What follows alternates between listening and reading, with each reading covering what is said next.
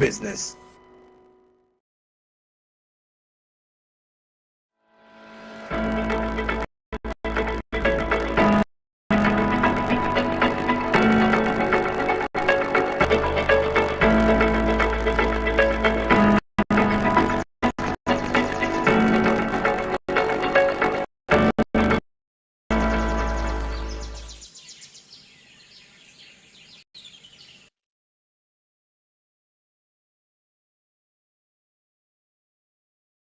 Break and many thanks for keeping it smart. 24 TV Smart Means Business is what you're watching currently, and Durable Circle. Well, kickstart your investment today with Zabo, a platform that is definitely dedicated to giving you a chance of investing in government bonds and securities.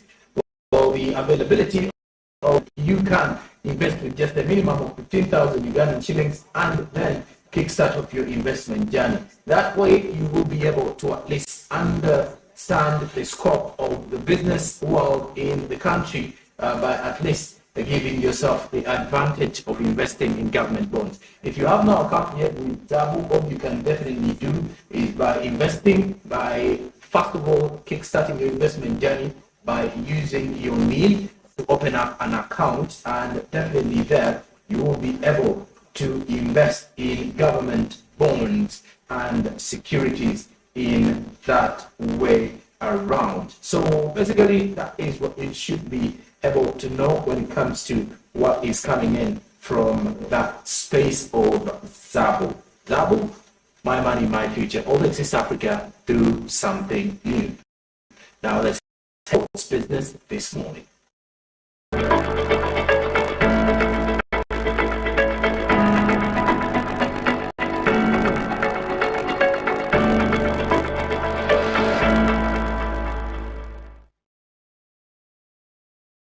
Sports business, we start off with Paris 2024 as we get to realize that what is coming in from here, 7 African countries are set to benefit from the Paris 2024 sports project.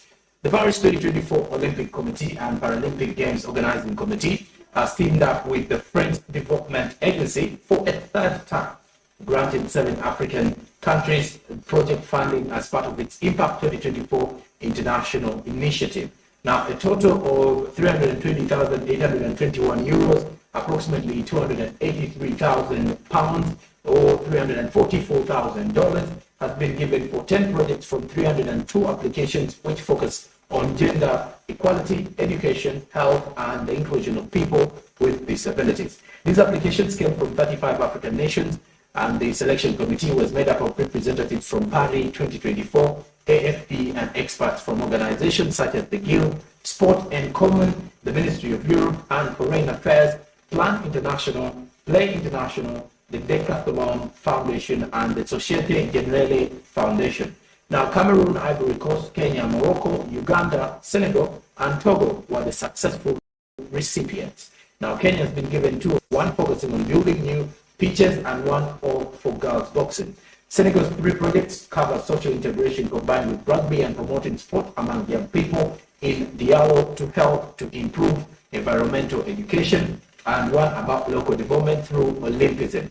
Now, also on the other hand, in Cameroon, a social sport project for young people in Adair is to be rolled out as Ivory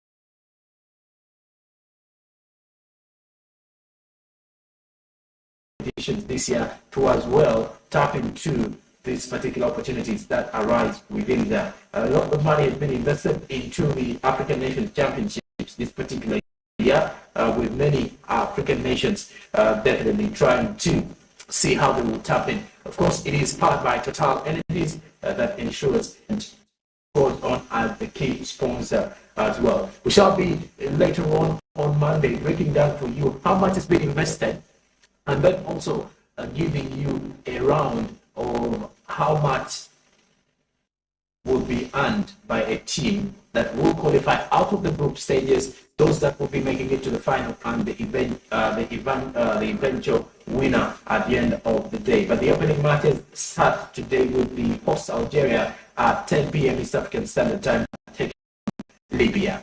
And that is it for the sports business this morning from Smart Business.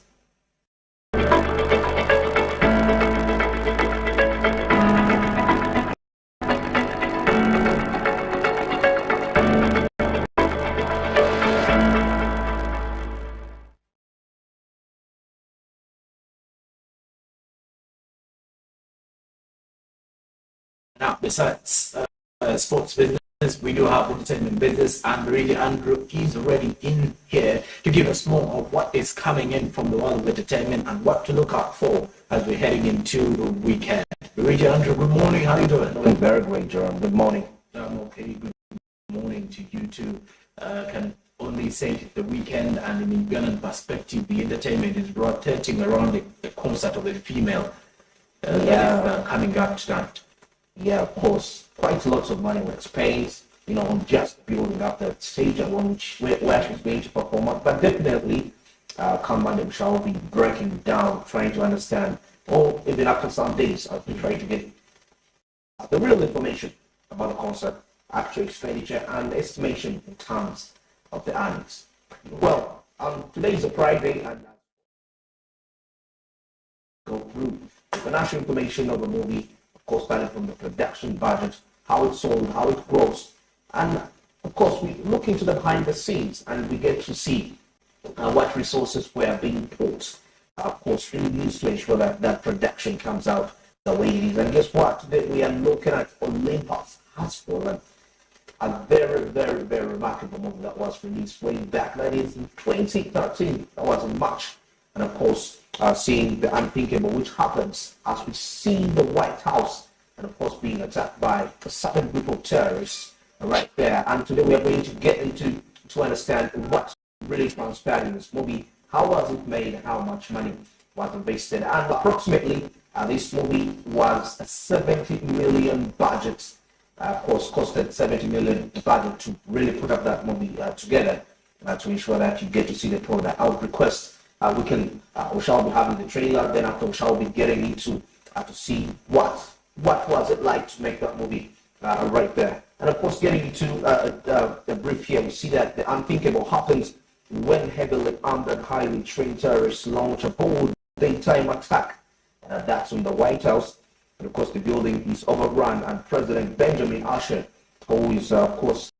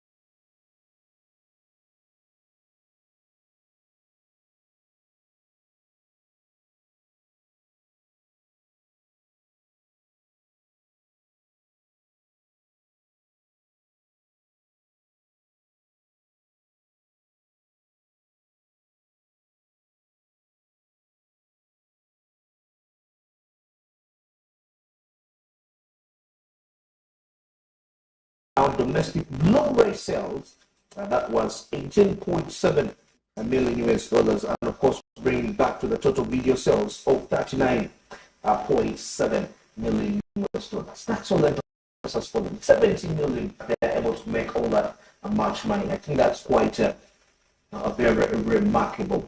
Now, getting straight to the production side of it, now that's where we get to look at how this movie was actually made. Just right there, and now shall we just have a little brief insight regarding how this trailer, actually how this movie was really put up together, of course, with the different visuals which were done, putting onto there, the backgrounds in the White House, something which was, constructed in a way that was very, very, very interesting. Now let's get into the behind the scenes. We see that Olympus Has Fallen was directed by Anton Fuqua. Of course, this is one of the directors that has really directed movies that are so catchy, that are really, and most of them, they're in this line of category of some sort of detective of sorts, and you're putting on quite some interesting work. If you see a movie which has Anthony Fuqua, just know it's a really blockbuster. If you remember a movie, an intelligence thriller, that was Anna, yes, where we saw the KGB, the Russian intelligence, against the separate agency, that's the United States. That's very interesting. I'm not surprised that it's the very brains behind Olympus Has Fallen. Okay, now based on a script by Creighton, that's Rothenberg, and Catherine Benedict is in their first screenwriting effort. The production company Millennium Films acquired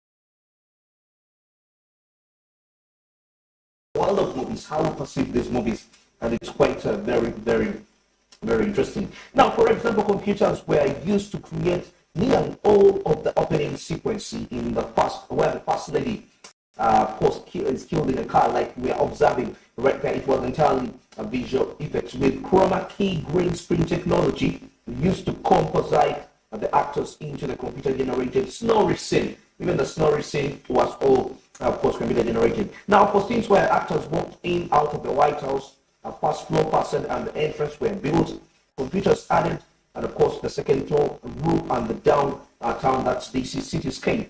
Now, if we look at also that scene where they are invading the White House, that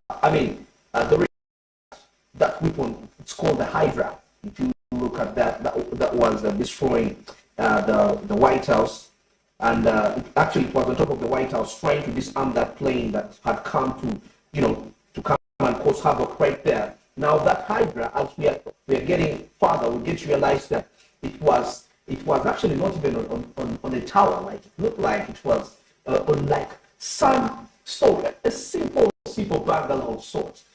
much, the effects were much more big to make it look so real. Even that plane was a CGI. It wasn't real. If we can observe that. Now that's the area I think which I wanted you to really take in to observe the CGI that was involved, how they made it look like a tower, yet in actual sense it wasn't a tower. So you get